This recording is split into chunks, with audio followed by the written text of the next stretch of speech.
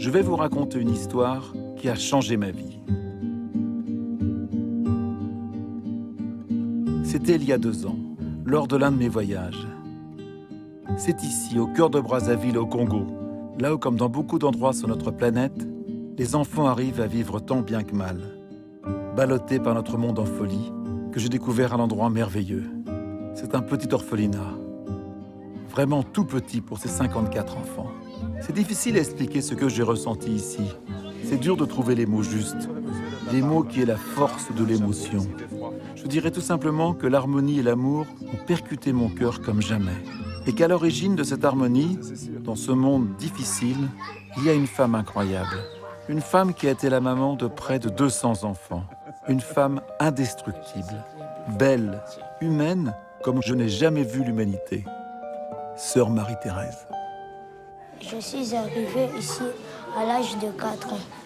Peut-être que mes parents sont morts. Mon père et ma mère nous ont abandonnés. J'ai vu que la vie était très dure. J'ai cherché mes parents partout, même à l'église qu'on priait, je n'ai retrouvé personne. J'étais perdue dans la rue. On m'a déjà expliqué si les parents abandonnent leurs enfants, peut-être si on avait des difficultés.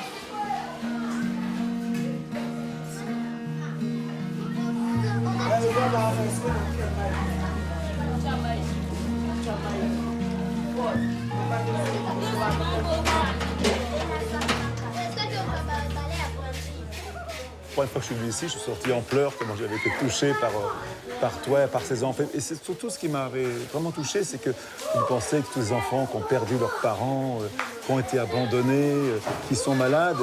Et comment t'expliques que les enfants ont l'air plus heureux qu'ailleurs ici, alors qu'ils n'ont rien? Je pense, parce qu'ils savent que je les aime, parce qu'ils savent que le peu que nous avons, c'est mis à la disposition de tout le monde. Qu'il n'y a pas des privilégiés et des abandonnés. Que tu sois malade, que tu sois fort, que tu sois faible, tu as la même valeur pour la maman que je suis, que j'essaie d'être. Cet endroit est différent parce que nous voulons qu'il soit différent, qu'il soit construit sur l'amour. Parce que l'amour est le socle de tout, de tout.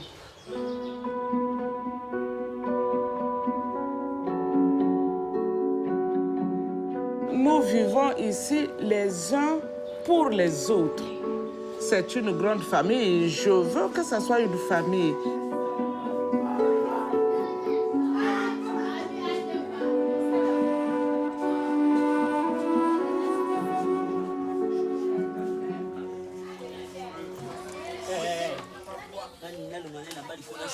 Ici, c'est la chambre des garçons. On est 27.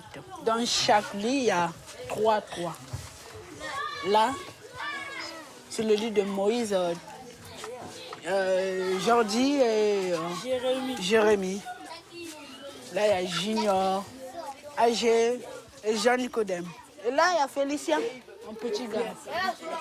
Là, il y a Jonathan, il y a Sony, Benny, Ted. Là, il y a David, Eloïc. Et mon lit, c'est ici. Je dors avec 2 petits. Et j'adore notre chambre, même si c'est petit. Pendant la nuit, je ne peux pas me bouger. Parce que si je bouge, je peux faire mal aux petits. Donc, on dort comme ça pendant toute la nuit. C'est dur, hein? Même si la chambre qu'on dort est petite, mais je suis heureux. Même si la maison est petite aussi, on est heureux. Parfois, quand je suis dehors, les gens qui me demandent ça, c'est un orphelinat. Non, c'est une maison. Moi, je dis c'est une famille.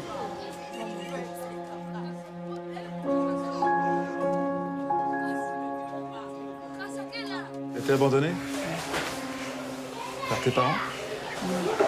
Parce qu'ils n'avaient pas les moyens de vous entretenir? Ah, peut-être, mais moi, je ne sais pas. Tu sais pas? Au fait, j'ai ma maman aussi. Ah, t'as ta maman ici, t'as ta vraie maman en fin de compte.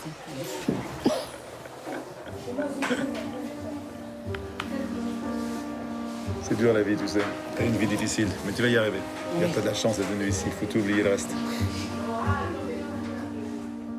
Ça fait maintenant 2 ans que je connais Yves.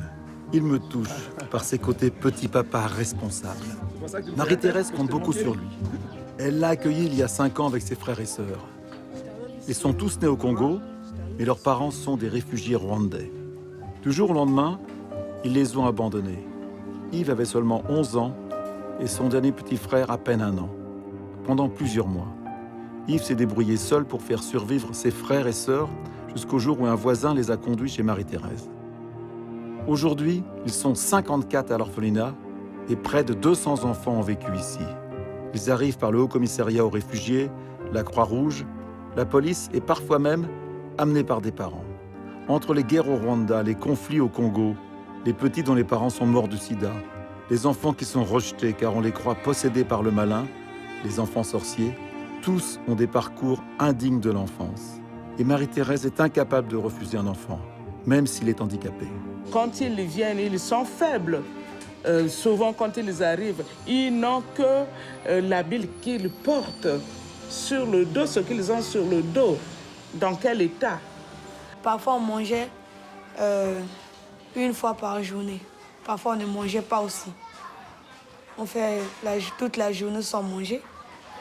Mais ici, je mange matin, midi, soir. Demain, encore matin, midi, soir. Comment je ne veux pas grossir? Donc, je dois grossir parce que maman est là. Depuis qu'elle est là avec ses 3 frères, Yvette a appris à faire à manger, à s'éduquer, à laver le linge et à espérer. Tous les jours, Marie-Thérèse s'occupe de l'organisation de la maison. Toute la famille met la main à la pâte, les petits comme les grands. S'entraider est une évidence, une valeur qui certainement restera en eux pour toujours. C'est toutes les filles de la maison qui font la cuisine ici aussi. Tu leur apprends à faire la cuisine. Les filles comme les garçons. Mais tout le monde fait la cuisine. En fin de compte, c'est une maison où tout le monde fait tout. Oui, oui. Hein? Oui, oui. Dans l'éducation, il n'y a pas de différence entre les filles et les garçons. Quel est ton budget par jour? Tu sais à peu près ou tu ne calcules pas? Ça dépend de ce que nous mangeons. Par mois, entre 500 et 600 000, hein, donc 1 000 euros. C'est 1 000 euros oui, par mois? Oui. Les prix ne sont pas toujours stables. Hein. Et par exemple, avec 20 euros aujourd'hui, demain, ça peut être 30. Et est-ce que la nourriture a beaucoup augmenté depuis que tu as fait la maison? La nourriture augmente tout le temps, tout le temps, tout le temps. Et toi, tu rêverais d'avoir un jardin pour faire tes légumes? À quoi sert de rêver de l'impossible? Bon, toi, tu rêves de l'impossible tout le temps. C'est pas toi qui vas dire ça, quand même. C'est très bon, hein, merci beaucoup. C'est très bon, les filles. Merci. Les enfants, souvent, quand ils ont connu la faim, pour savoir que, d'une certaine manière, ils sont guéris, quand ils arrivent, tu ne verras aucun grain de riz par terre. Quand ils sont à peu près sortis de ce manque criard-là, la table est pleine de riz.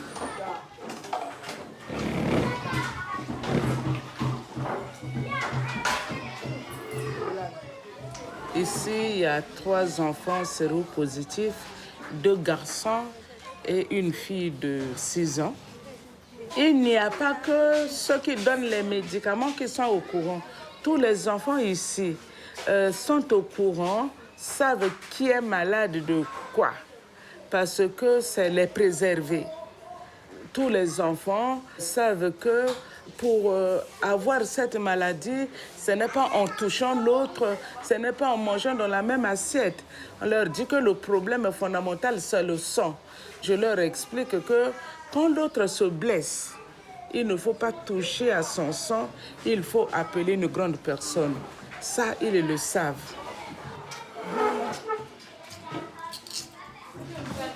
Marie-Thérèse a fondé cet orphelinat il y a presque 15 ans. À l'époque, elle est religieuse dans une congrégation du nord du pays. Elle accueille déjà des enfants des rues. Et puis la guerre éclate en 97. Les conditions se font difficiles pour tous. Alors comme ça, elle part sur les routes avec une vingtaine d'orphelins. Elle se débrouille pour survivre. Quelques semaines plus tard, ces rencontres l'amènent dans une toute petite maison que viennent de quitter d'anciens militaires. Les propriétaires acceptent de la lui prêter. tout le monde était gentil avec nous. Comme on est venu, maman nous a donné les habits. On s'est même lavé, c'était beau. Il y avait de l'eau, on a même bien mangé. Il y avait tout ce qu'on avait besoin. J'ai retrouvé une famille très super ici. Très même super, je peux dire. Et l'amour aussi. Et l'amour. Ça, c'est la robe de Boisseau. On tient ta robe. Je pense que la première chose, c'était le bonheur d'être ensemble. Même si on était dans la pauvreté la plus extrême, dans une maison sale, sale, sale, sale. Mais je suis convaincue que quand une porte ferme, ni l'autre s'ouvre. Donc, quand vous allez dans la vie, en étant négatif, vous n'avez que du négatif, je crois. Quand vous êtes positif, ça marche peut-être pas toujours très bien, mais ça marche quand même. Est-ce que j'en suis? Maman, elle a toi. Oh, le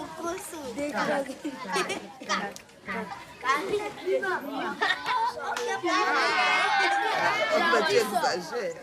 Déjà, maman a eu le 9, il y avait 2 9. Moi, j'ai ça. Marie-Thérèse et son sourire. Marie-Thérèse et ses rires. Elle irradie les enfants d'un amour contagieux. Et chaque fois, elle m'impressionne par la profondeur et la justesse de ses mots. La valeur de l'homme, ce n'est pas dans ses buildings, ce n'est pas dans 1000 voitures. C'est ce qu'il est au profond de lui-même. On ne peut voir ça qu'avec les yeux du cœur. L'essentiel est invisible, non? L'essentiel est invisible à l'œil. Bonne nuit, les enfants. Merci, maman. À vous pareil. Merci.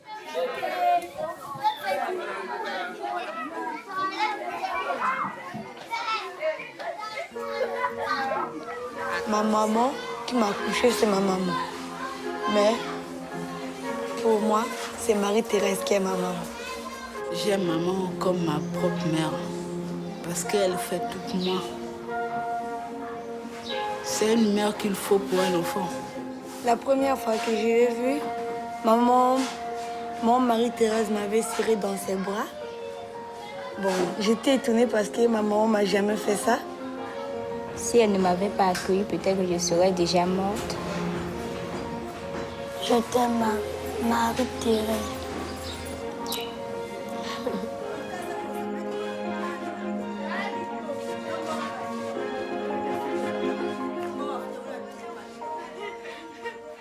Marie-Thérèse a un grand rêve. Quitter ce minuscule endroit pour une maison digne de tous ses enfants. Une grande et belle maison, où il y a de l'espace, où il y a un grand jardin pour cultiver leurs propres légumes et enfin être autosuffisant. Une maison où ils seraient vraiment chez eux et encore plus heureux.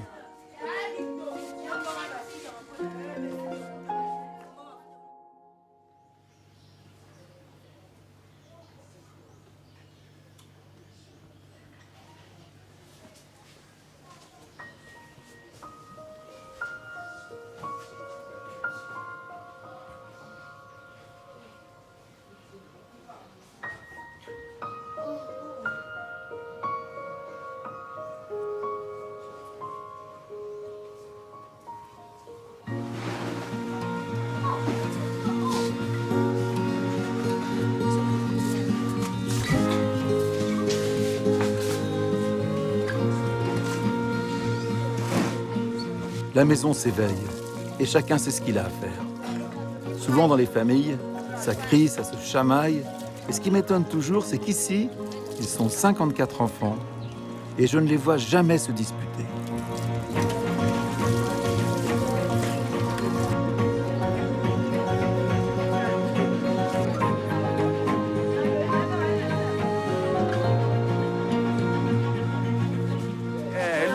Ici, c'est une véritable entreprise. Une véritable entreprise. Laver tout ce monde-là, chacun doit mettre la main à la pâte. Et moi, je suis là pour parler. Qu'est-ce que tu fais? Tu es encore debout, toi? Tous les jours, je m'arrache les cheveux. Parce qu'ils ne retrouvent pas leur tenue. Pourtant, on prépare tout la veille. Et le matin, comme par enchantement, tout disparaît. Il y a des petits malicieux qui, pour ne pas aller à l'école, cachent les chaussures, cachent la tenue. Donc il faut chercher longtemps où ils vont se cacher derrière. Heureusement qu'il y a des anges gardiens ici, hein, qui savent qu'il y a quelqu'un qui s'est caché derrière.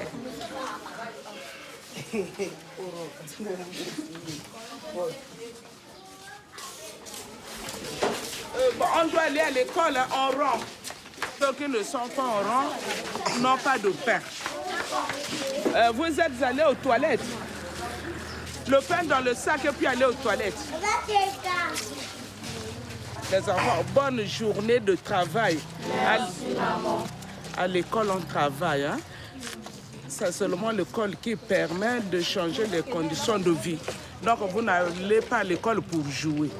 D'accord? Au revoir les enfants. Attention, attention. Les grands s'occupent des petits.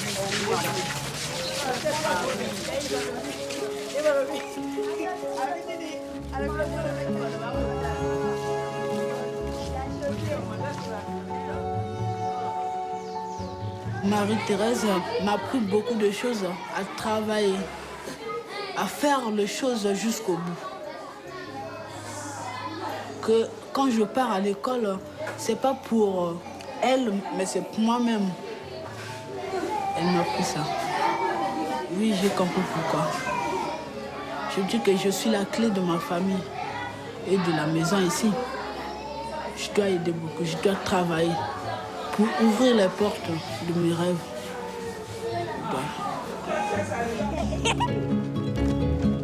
Oh, petit David! Aujourd'hui, je commence à devenir un homme grâce à maman.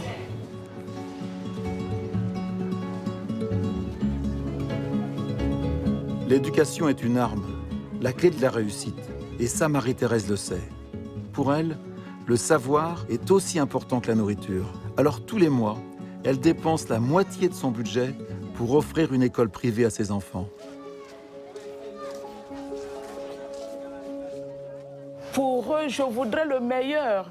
Moi, je n'ai pas d'argent, mais c'est le droit de tout parent de vouloir le meilleur pour ses enfants. Donc, je dis pour eux, je m'en dirai. Il y a des enfants qui pensent que l'école n'est pas faite pour eux. J'essaie de leur dire, j'essaie de faire tout ce que je peux pour vous. Si vous ne réussissez pas dans la vie, si vous ne mettez pas du vôtre en travaillant, vous ne direz pas que vous n'avez pas été aidé. Je voudrais que ce soit des gens bien. Des gens bien, les gens sur lesquels le monde puisse compter.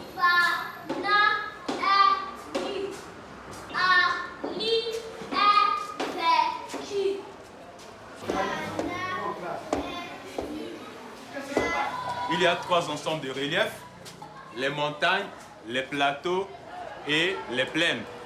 On les appelle les ensembles de reliefs. Franchement, on ne les trouve pas différents. Franchement, il n'est pas facile de distinguer les élèves qui appartiennent à l'orphelinat et les élèves qui vivent avec les parents. Ce sont des élèves comme les autres. Ces élèves-là, étant donné qu'ils viennent du même milieu, étant donné qu'ils sont éduqués dans le sens un peu de solidarité, assistance, voyez-vous, ils sont éduqués un peu dans le sens de l'amour entre eux. Ils sont solidaires, surtout pendant la récréation. On a l'impression que ce sont les grands frères et les grandes sœurs qui se confient, qui se disent certaines choses. Donc il y a cette solidarité entre ces élèves-là qui donne parfois l'impression qu'ils appartiennent à la même famille. Ce sont des bons enfants. Je tremble quand un enfant est malade. Parce que j'ai déjà vu des enfants mourir devant moi. Je tremble. Je tremble parce que je me dis, est-ce que l'éducation que je leur donne porte du fruit? Est-ce que leur avenir est assuré? Ce sont des choses qui me font peur. quand je les vois, ils sont enfants, innocents, insouciants. C'est une grave responsabilité.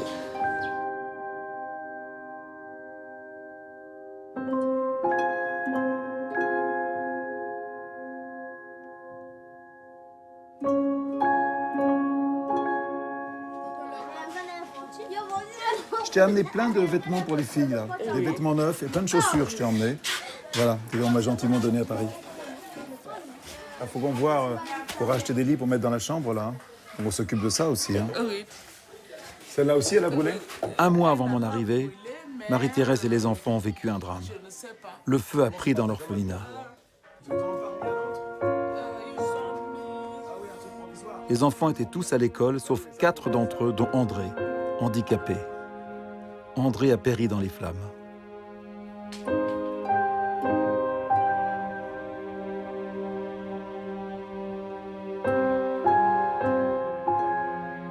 Comment parler de ce drame-là? Est-ce que j'ai les mots les plus forts pour parler de ça? Sinon, ma détresse.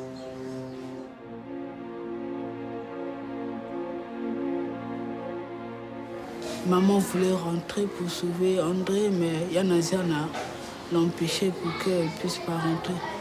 Parce que si elle voulait rentrer là-bas, elle voulait mourir. Et qu'est-ce que nous voulions devenir? Ils ont tout perdu, tout, absolument tout.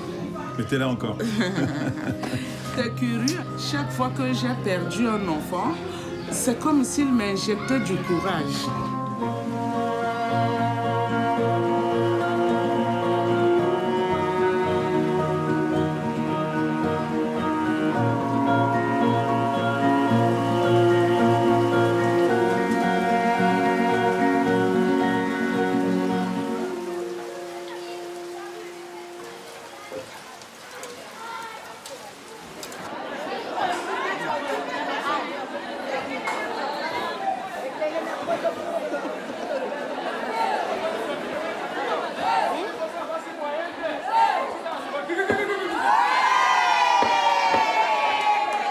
Arriver à gérer le quotidien d'autant d'enfants.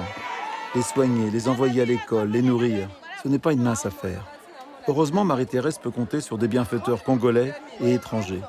Et grâce à eux, elle dispose d'environ 2 000 € par mois. Mais pour 54 enfants, même au Congo, c'est pas suffisant. Depuis 2012, les denrées de base ont flambé. Et par exemple, le kilo d'oignon est passé à 1,70 €. Marie-Thérèse confie de l'argent aux plus grands pour les courses. Ils doivent se débrouiller avec 5 € seulement par enfant pour toute une semaine. Je leur apprends à être responsables. Je veux qu'ils ne manquent de rien, mais en même temps, je ne veux pas qu'ils gaspillent.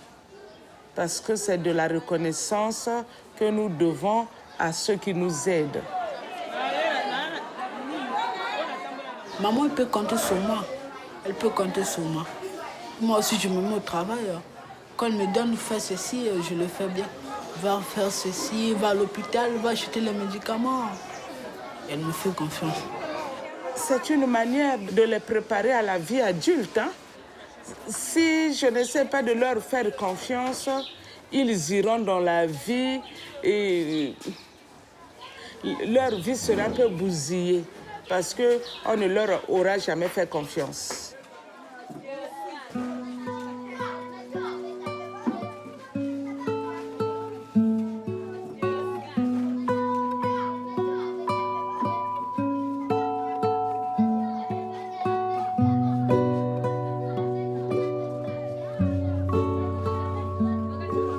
Attention les deux amis. Voilà, comme ça. Allez, regarde-moi.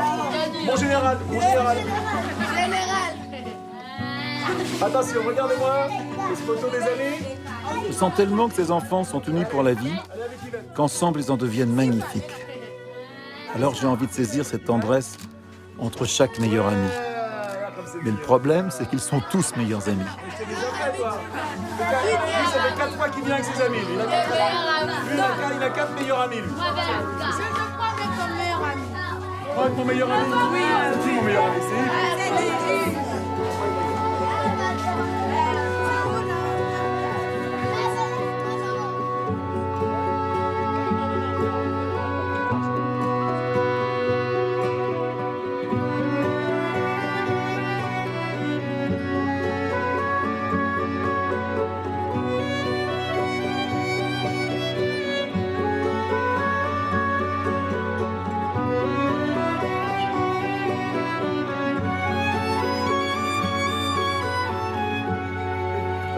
parle maintenant.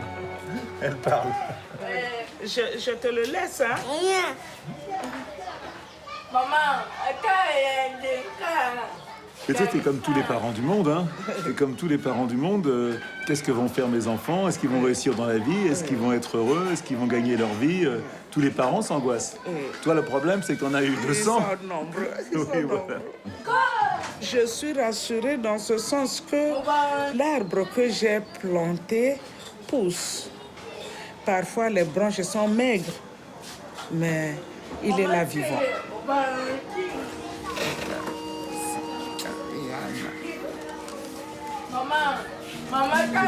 J'ai pas le droit de parler à maman? Je te parle à toi? Gemma rayonne avec son sourire éclatant. Et tout comme les 54 enfants de l'orphelinat, elle devra partir à l'âge de 18 ans. La loi les y oblige. Quitter la maison est une nouvelle épreuve à surmonter. Ils vont se retrouver à nouveau seuls pour affronter un monde difficile. Mais même si leur avenir est incertain, ils ont eu de la chance de vivre ici, de se reconstruire, de préparer leur vie d'adulte le mieux possible. Laurette a grandi. Et comme la plupart des enfants, elle revient voir maman Marie-Thérèse. Dans le quartier de la cité où elle habite, elle élève seule ses 2 enfants. Mais ça va. Elle a appris à suivre son propre chemin. Que ma vie est dure d'un côté, mais de l'autre côté, ma vie n'est pas tellement dure parce que j'arrive toujours à m'en sortir. J'arrive à nourrir mes enfants parce qu'au fond de nous, on garde toujours notre éducation. Tout ce qu'on apprend ici est toujours gravé et gardé dans le cœur. Quand on est ici, on a une famille. Mais quand on part d'ici, quand on part de l'orphelinat, on est toujours une famille. Quand j'ai un problème, maman est là, mon mari Thérèse, je viens auprès d'elle. Elle dit, je suis là pour toi. Je fais pour eux le vœu que font tous les parents. Qu'ils soient heureux, qu'ils arrivent à s'en sortir. Même s'ils ne décrochent pas la lune, hein, qu'ils aient de quoi vivre. J'aimerais dire à maman Marie-Thérèse que si j'ai grandi, j'ai réussi dans ma vie, je ne vais pas l'oublier. Même jusqu'à que je serai mort, je ne vais pas l'oublier parce que c'est elle qui m'a aidé. Je vais dire à maman, maman, je t'aime.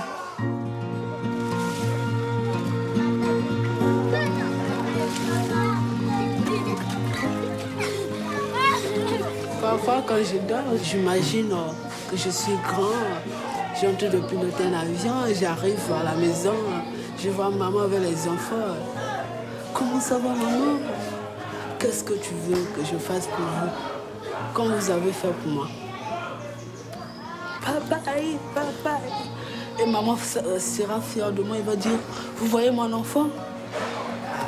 J'aime ça.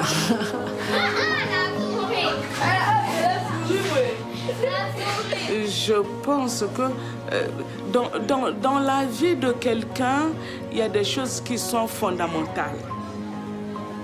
Je pense que si je n'avais pas fait ça, j'aurais été à côté de la plaque.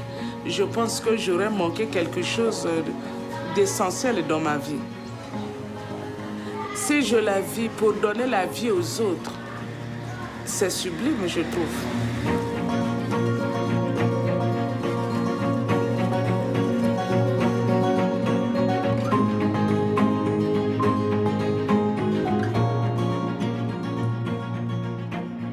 À chaque fois que je pars, c'est toujours pareil. J'ai trop de mal à les quitter. Il y a tellement d'amour ici. Il a raison, le petit papa Yves. Ce n'est pas un orphelinat, c'est une vraie famille. Tout ce que portent ces enfants, c'est rare. Quelle chance j'ai eu de les rencontrer. Finalement, le bonheur n'est pas toujours là où on l'imagine. Et c'est cette belle histoire que je voulais partager avec vous.